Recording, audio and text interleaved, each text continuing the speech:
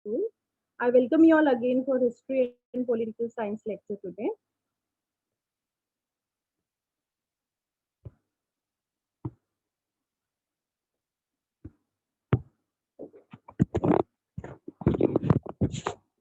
We have started this chapter. Okay, we have done today is the session 3 for this chapter, that is Political Science, chapter one, number 1, Post World War Political Developments. Now, before proceeding further to the last part of the chapter, we'll just recall what we have been doing till now. Okay, so first, initially, to start with, it is international system. Okay, so the concept of international system. We are dependent on different persons, institutions, and organizations in society. Okay, like we are dependent on colleges, universities, hospitals, healthcare facilities in the society. We are dependent for different reasons and for different facilities as well. Our social life is interdependent. Interdependent is we are dependent on each other in society, and mutual cooperation. Mutual cooperation is helping each other to achieve a goal, has a very important place in it. Just as it is true about individuals and society, it applies to the different nations as well.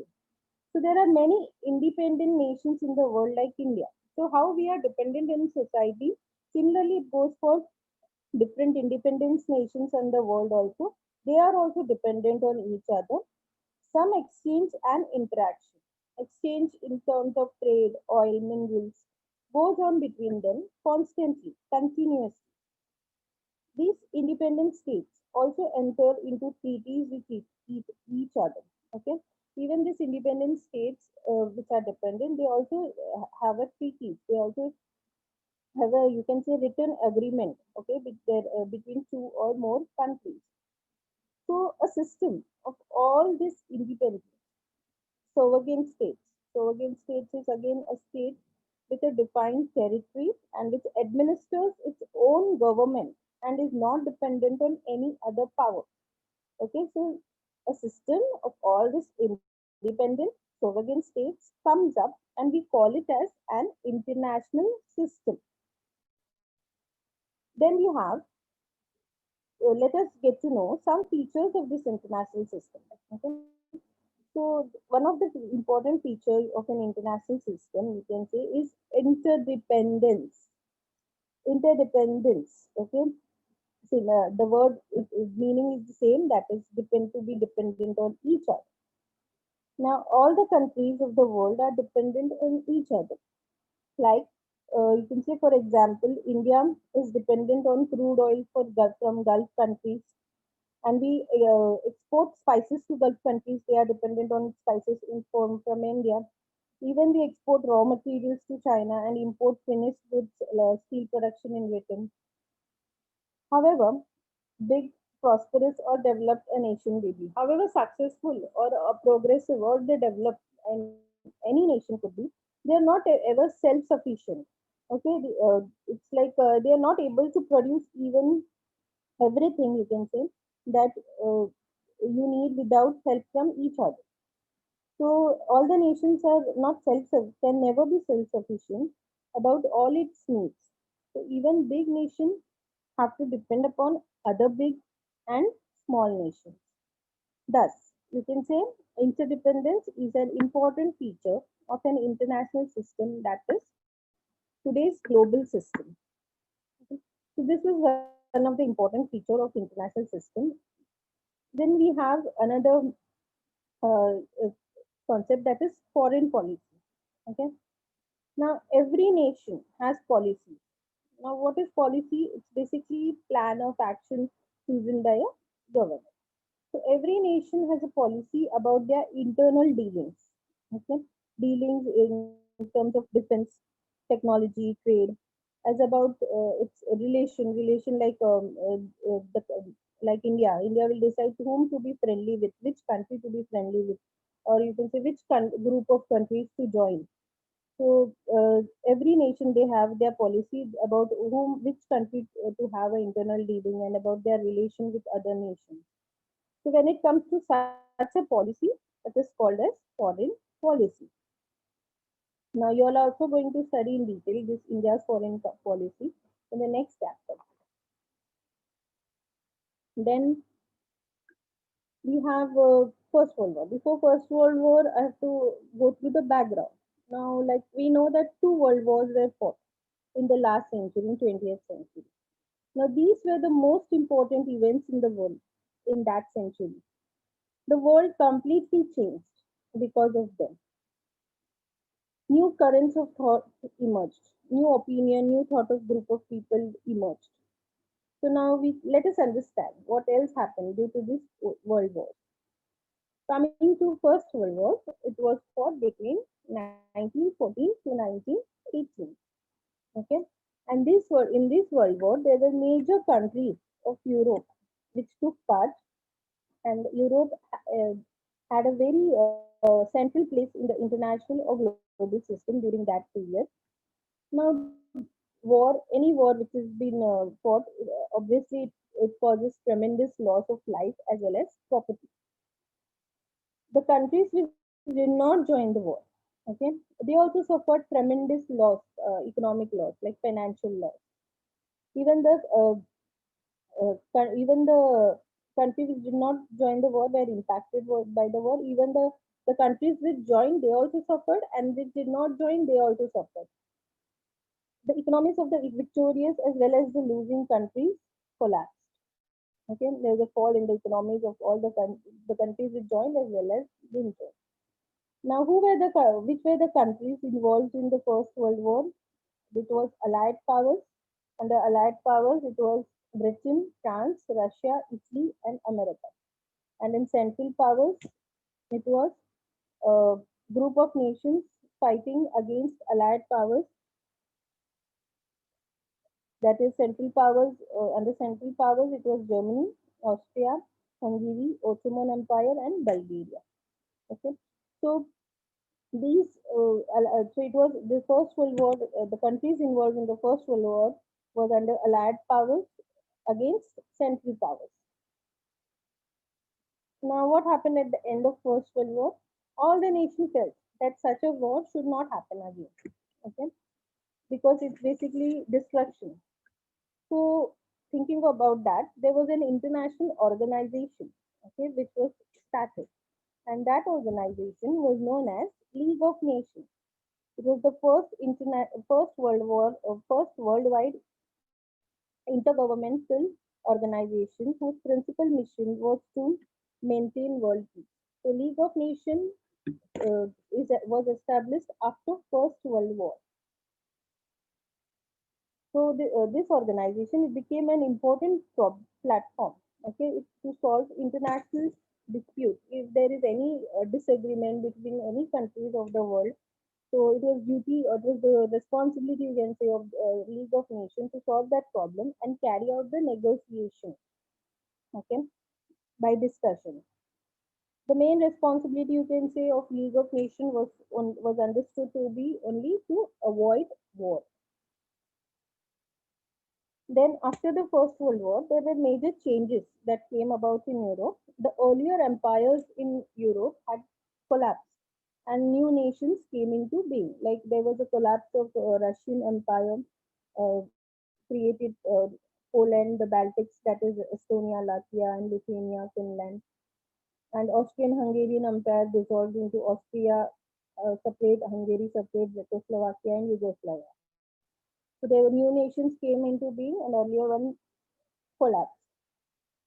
Then there were many European countries who had their colonies in the continents of Asia and Africa. They wanted independence there.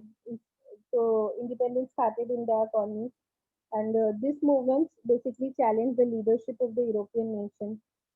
The League of Nations, which was established after the First World War to establish peace or to avoid war, they did not succeed in preventing the Second World War.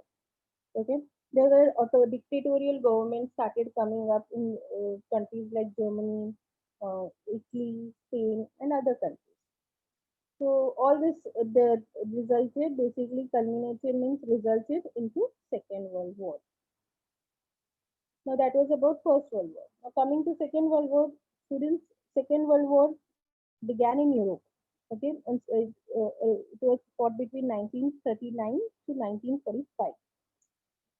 So it began in Europe on September 1939 when Germany invaded, attacked Poland. Great Britain and France responded by declaring war on Germany on September 3rd.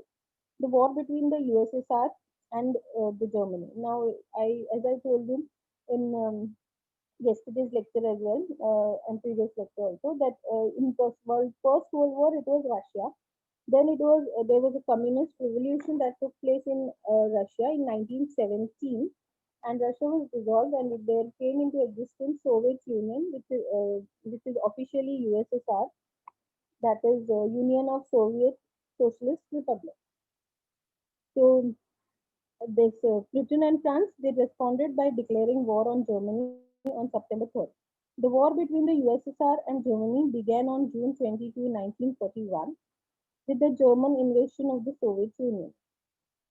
The war in the Pacific began on December 7 or 8, 1941, when Japan attacked the American naval base at Pearl Harbor and other American, Dutch, and British military installations throughout Asia. So this was the reason for the Second World War.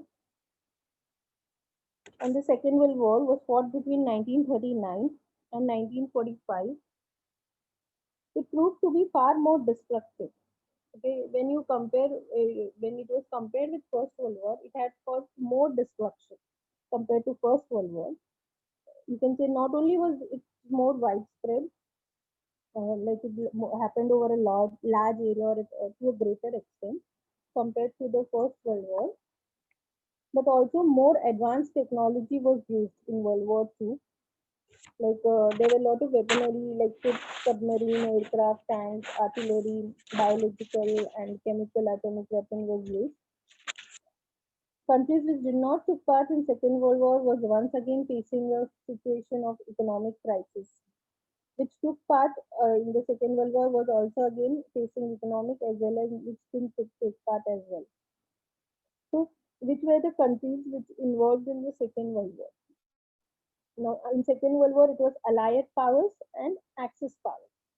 Allied powers were under Allied powers. There were countries like Britain, France, Australia, Canada, New Zealand, India, Soviet Union, China, America. And Axis powers, it was Germany, Japan, and Italy. Now, America had a very major role, very important role, you can say, in the Second World War. What they did is they manufactured nuclear weapons, explosive device, and bombs. And what they did in order to end the war, they dropped two nuclear weapons, okay, atomic bomb, on two cities of Japan. The name of the cities is Hiroshima and Nagasaki. It's the world's first atomic bomb attack, which killed around 140,000 people. 10 of 1,000 died instantly, while others succumbed to injuries or illness in weeks, months, years, and generation that followed. So then it was on America dropped two atomic bombs on two cities. It was on 6th and 9th August 1945 respectively. Now the Second World War, it ended with a defeat of Germany in Europe and of Japan in Asia. So in the European continent it was defeat of Germany, and in the Asian continent it was Japan. Now, like we had a League of Nations which was established after World War One to avoid Second World War. Okay. Similarly, after Second World War, there is one more international organization that was established. That is a United Nation. Okay. Now, United Nation is basically an international organization which was established to ensure peace and security at international level. It was established after Second World. Basically, it was realized, you can say, that there has to be some kind of method to establish peace, the world peace. Okay, peace all over the world. The League of Nations was not did not succeed after First World War. So But after the use of nuclear weapons in Second World War, the idea took that such destructive wars should be stopped. Okay, and it is the collective responsibility of all the nations to do so. So then the United Nations, an international organization, was established after the Second World War to inculcate this understanding among all the nations of the world. Then yesterday we started with another concept. The next was you can say among the many events that took place in the world after Second World War was the beginning of Cold War. Cold War was between 1945, very long period, till 1991. Okay. Now this what were the causes of this Cold War? Now there were various causes that were responsible for the outbreak of Cold War. Now you can say there was lot of difference, lot of disagreement between Soviet Union and USA, which led to the Cold War. The America could not tolerate the communist ideology. Now Soviet Union, they believed in communist ideology. They believed in communism. On the other hand, you can say Russia did not accept the control of America upon the other European countries. America and Soviet Union, you can say, who were allies, who were in partners in Second World War, okay, under allied powers. Now they became competitors. Okay, they started competing each other as soon as the war, Second World War was over. The cooperation between them, it gave a way to rivalry. It gave a basically the cooperation which they had together. It just resulted into a competition between them. This rivalry they occupied a period of around 40 to 45 years of international politics. There was no open war, okay, like we had in First World War and Second World War. There was no open war like that, but there was such a tension, there was such a, you can say, the disagreement between these two countries that it was like any time there would be sudden erupt of a war. Suddenly there would be a war taking place. So the concept of Cold War is basically used to describe the condition where there is no actual war, but there are such tension in the circumstances that it may be responsible to cause war.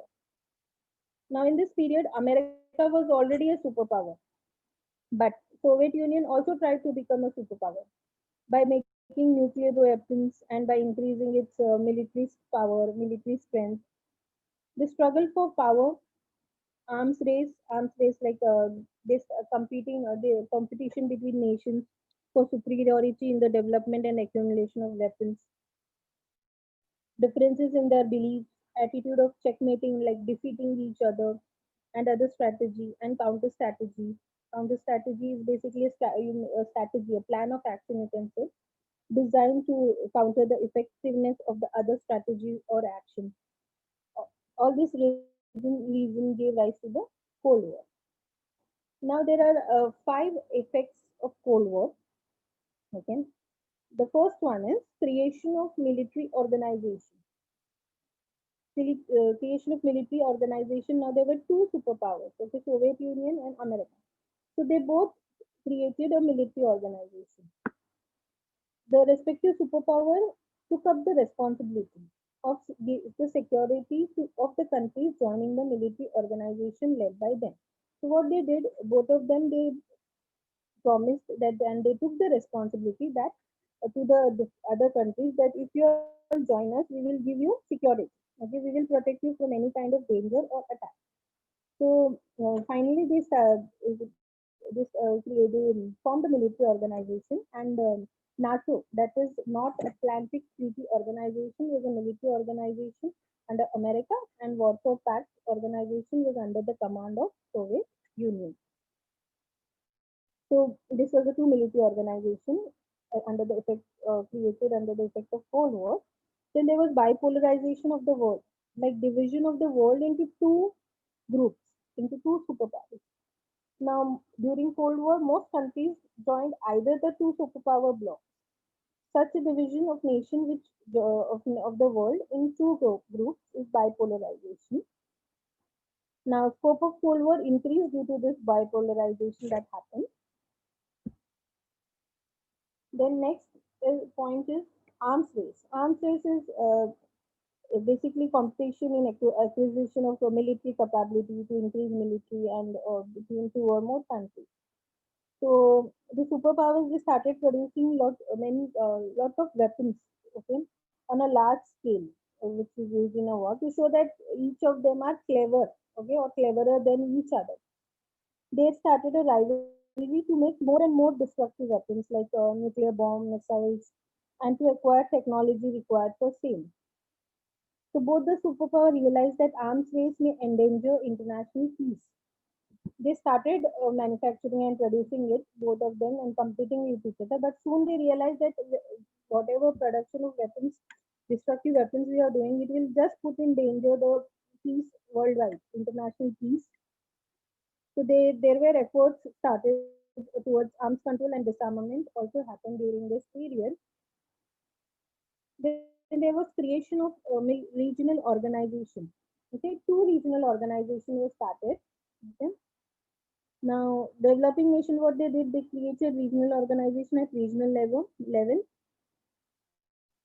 in the situation of superpower rivalry, and they felt economic development was important. So the European countries they came put together and they formed European Economic Unity, uh, EEC. Okay, and the Southeast Asian countries they came together like Singapore, Thailand, Malaysia, Indonesia, Philippines, and they established the Association of Southeast Asian Nations, that is ASEAN. Okay, then we have is non-alignment. Non-alignment is basically non-aligned, uh, means not providing support to any superpower or any powerful countries in the world. So that in this period of Cold War, when the world had become bipolar into two groups, there were some countries which did not join either of the superpowers. So such nations they decided to stay out of the Cold War rivalry. So this policy is known as non-alignment. We also learned that this non-alignment movement was started from 1961, okay, under the leadership of India's Prime Minister Pandit Jawaharlal Nehru, President of Yugoslavia, that is Marshal Tito, President of Egypt, Gamal Abdel Nasser, President of Indonesia, that is Dr. Sukarno, and Prime Minister of Ghana, that is Dr. Kwame Nkrumah. So under this leaders, this non-alignment movement was started. And the non-alignment movement, basically they opposed, evaluation you can say they opposed colonialism, imperialism, and racism. And it has encouraged whatever international problems, international dispute or disagreement is there, it should be solved by peaceful means.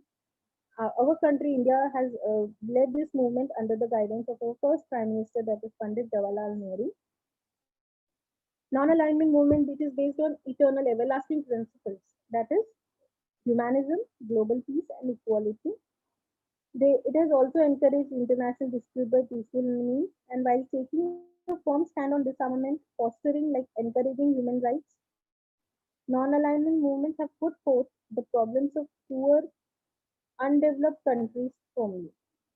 And this movement also made a demand for NIEO, that is New International Economic Order. New International Economic Order, it was basically set for proposal to be put forward during the 1970s by the developing countries with the following objectives like to revise international economic system in favor of developing countries. The developing nations they wanted a system that would give them real control over their natural resources. The developing countries even wanted to set up a system under which they could get a fairer price for raw materials and better access for their manufactured goods in developed countries. And even developing countries they must be entitled to regulate and control the activities of multinational corporations. So it was basically the demands put forth by developing countries, and that brought us several streams of economic and social changes into international politics. So this is all about what we have done till now. Now we move on to the further part of the chapter, that is the end of Cold War. The Cold War that had dominated international politics since 1945 came to an end. So it was started from 1945 till 1991. came to an end in 1991. It was an important event, okay, that happened towards the last century. There are many reasons for the end of Cold War. So there are many reasons which we'll see now. The first one is the Soviet Union adopted the policy of opening up the economy. The Soviet Union they adopted a policy, okay, that to opening up their economy, like the operation of their country's money supply, commercial activity, and industry. So what happened because of this, the state they loosened up the control over of the economy. That is the first point. Then we have next the then president of Soviet Union. Okay, that was Mikhail Gorbachev. He implemented the policies of perestroika, that is restructuring, and glasnost, that is openness. So what was this both term? Okay, glasnost was undertaken to increase openness and transparency in government institutions and whatever activities that happened in government in Soviet Union, that is USSR. Now, glasnost reflected the policy of glasnost. It reflected a commitment, you can say, of President Mikhail Gorbachev. Okay, that administration to allow Soviet citizens to discuss publicly the problems of their system and potential solutions. Okay, so it allowed the administration of the government that to discuss in public that what is the problem that is taking place in the system of Soviet Union administrative system, and to come up with the potential you can say possible solution for it. Then there was the policy of perestroika. Perestroika. It was basically restructuring the economic and political policy. It was a restructuring of Soviet economic and political policy, like basically setting up interest rates, government budget, labor market, uh, national ownership, etc. Means organizing differently in all this economic and political policy of Soviet Union was Mikhail Gorbachev's second policy. This policy allowed people to elect their own representative, like them. So it gave a like in democracy, people choose their representative. So here also the democracy, it was a progress for democracy wherein Mikhail Gorbachev he allowed the people to elect their own leader or own representative, and he also lifted up a tight control over the managers and the workers, which was there previously. Now, due to these policies, you can say the control over the media reduced. Okay, there was previously media were not allowed to open up, but when these policies came up, there were this policies came up. The media, the freedom of press, there was freedom of press that came into existence, like the right of newspapers, magazines, etc., to report news without government control. And there were important changes that took place in the political and economic sphere. Like there were a lot of changes in political activity and economic activity, production, consumption, and accumulation of the resources of the goods and services. That is, the spheres were all restructured, reorganized, or you can say organized differently. This gave impetus to democracy, impetus to progress to democracy. So this is the second point.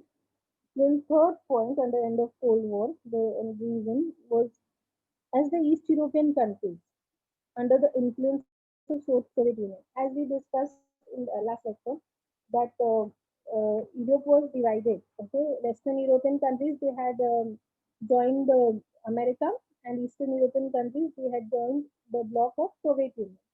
So the Eastern European countries which had joined the Soviet Union, they adopted capitalist, like they supported capitalism. Okay, capitalism is an economic and political system in which a country's trade and industries are controlled by private owners for profit rather than the state. Okay, so they adopted capitalist and democratic path, like representative electing the uh, representative elected by the people, following democracy. The regimes that changed, the government that changed as these changes came up. Then the Fourth point is the Soviet Union disintegrated. The Soviet Union disintegrated means separated, got separated, and several new nations were created out of it.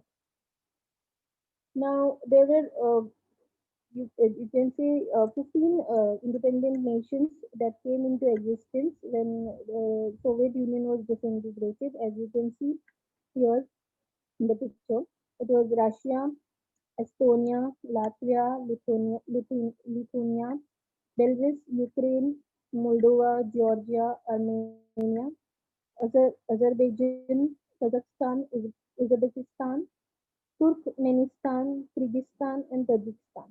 So these are the 15 independence nations out of after Soviet Union got separated. This 15 independence nations came into existence were created, and if you can see here, the number one Russia. Russia is the biggest among these countries, biggest country in this Soviet Union, which was disintegrated. So these are the 4 points, which, or you can say reasons for the end of the Cold War. Now moving ahead, we have post-World War world, post-Cold War world. Post-Cold War world means after Cold War, what changes took place in the world. The Cold War came to an end with the disintegration of the Soviet Union, as we discussed earlier, which till then had been a superpower. As a result, major changes took place in the world politics. There was a lot of changes in the politics on international level or international scale. Like for example, America remained the only superpower in the world politics. Then a conducive atmosphere prevailed. Okay, conducive means certain situation, making a certain situation possible. Atmosphere was there, existed for the growth in trade. Okay, so there was atmosphere there was possibility of growth in trade. Trade basically is about basic economic concept involving the buying and selling of goods, services, with compensation paid by a buyer to a seller or exchange of goods and services between parties, you can say. And economic relation is basically economic activity that involves participants of two or more countries, most obviously trade, but other form as well, between and among nations. Capital like money, labor, working class, market, and information circulated. It moved continuously throughout the world. Even ideas spread freely as well after Cold War. As all the nations of the world decided to give priority to trade relations, the idea of giving aid, like help to other nations, fell behind. So now the priority of the whole world was to carry on the trade relation. So the other idea of giving help was left behind. Instead, efforts began to be made to establish economic relations, like economic interaction of money, goods, services among various countries and their effect on global economy. The description of a country which was opposed to another has now changed from enemy nation to rival nation. Previously, it was the nations which opposed each other was known as enemy nation. Now it is known as rival nation, which is like competing with each other. Then we have the responsibility of the United Nations, which was as discussed earlier. It's international organization maintaining international peace and security has increased. Their responsibility has increased. The United Nations now had to take more concrete steps to maintain global peace and security. They have to take more real steps, concrete steps, stronger steps to see that there is peace and security maintained all over the world. Then environmental protection, it's basically the practice of protecting the natural environment by the individual organization and government, fostering human rights, encouraging human rights. Uh, as a yesterday, what is human rights? I told you all it's a right, basic right, which is it is given to all human beings, irrespective of race, gender, nationality, language, religion, ethnicity, or any other status. You can see it includes the right to life, right to liberty, freedom from slavery and torture, freedom of opinion and expression, the right to work and education, and many more. And everyone is entitled to these rights without any discrimination.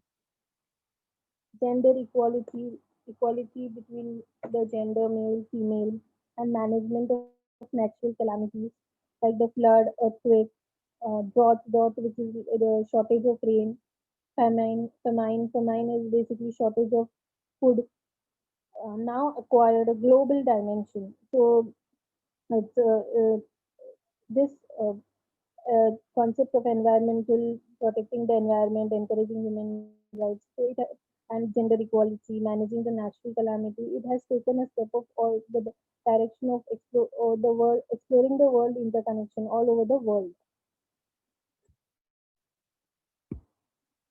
Then we have next is globalization. Now globalization is the process of interaction. Interaction, you can say communication and integration, that is combination among people, companies, and the governments worldwide. Globalization has accelerated. Accelerated means speeded up since the 18th century. There is a lot of it has speeded up since 18th century due to advances on transportation and communication technology like internet, multimedia, email, telephone, and other sound-based and video-based communication means. This increase in global interaction has caused a growth in international trade and the exchange of ideas and culture. For example, advances in transportation, you can say like the steam locomotive, steamship, jet engine, and container ships, and the development in telecommunication infrastructure, like the telegraph, which was a method of which was basically started a method of sending messages over long distance using wire that carried electrical field, which was used earlier before all other gadgets, electronic gadgets came into existence like internet and mobile phone. They have been a major factors in globalization and it has generated further interdependence of economic like free trade and cultural activities, that is exchange of cultural values of different countries, the merge of tradition around the globe. Now, after the end of the Cold War, trade and economic relations between countries became more open. As we mentioned before, capital, labor, markets, and information began circulating globally. The give and take of ideas among people all over the world grew. Okay, so there was a lot of exchange among people all over the world due to the revolution, you can say complete change in methods, opinion, etc. Of information technology like use of electronic equipment like computers for storing, collecting, and sending information. Okay, the internet, software design, various applications, use of servers, different events and development began to be known everywhere. The boundaries between nations did not remain as sacrosanct means as too important as they were before. Before it was a lot of importance was given to boundaries, so it was not that between nations. So it was not too important that time. All these processes are together known as, or you can say called as globalization. Just as globalization has brought benefits, it has also caused losses. For example, the economies of different countries got linked to each other, like the area of production, distribution, trade, as well as consumption of goods and services by different countries. They got linked to each other. Trade increased, economic unification, like uniting, grew. Plenty of products became available in market. But you can say at the same time, the gap between the poor and the rich nation did not reduce. So as it was there were a lot of benefits that was brought, there were losses as well. So in this chapter, we have studied about the global development from 1945 onwards. We understood the world in Cold War period, the arms race, and the efforts of disarmament. We also learned about the meaning of globalization. So now evaluation part.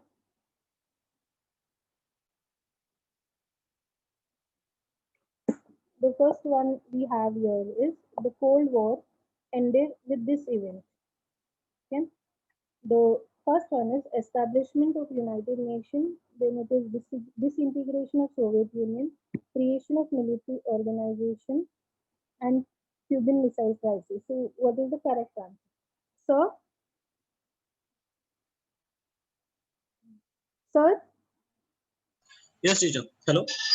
Yes, sir. Shall I ask students? Is the time there? Sorry, teacher. आवाज नहीं आ रहा है teacher. Sir, बच्चों को पूछ सकते हैं? Can we ask students the question? Hello. Hello, sir. हाँ, yes, teacher. Yes, teacher. Sir, can we ask